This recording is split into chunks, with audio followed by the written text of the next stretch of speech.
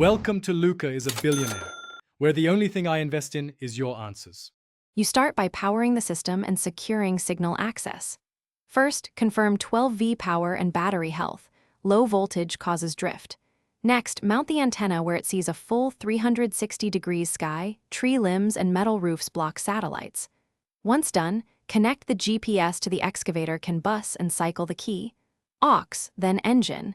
This initializes sensors and time sync. You need the radio to lock satellites before proceeding. Wait for at least 5 minutes to acquire a stable fix. You now calibrate and input machine geometry for accuracy. Start IMU AutoCal with the boom neutral and tracks supported. The system uses motion references to remove bias.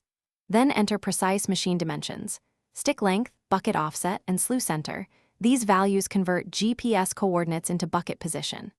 After that, configure your correction source. Set RTK base coordinates or N-trip credentials and ensure corrections show a fixed solution. Make sure SNR and HStop meet system thresholds for reliable grading.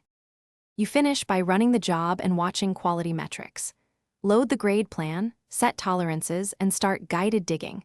The display shows target depth and cross slope, so you adjust stick and bucket to follow design. Continuously monitor position error and satellite quality. If error exceeds 50 mm, stop and recheck corrections. If you lose lock, restart the GNSS receiver and rerun alignment. A quick antenna reorient or cable check often restores RTK. One tip: log errors to diagnose recurring dropouts. Thanks for watching and please subscribe. It's the best investment you'll ever make.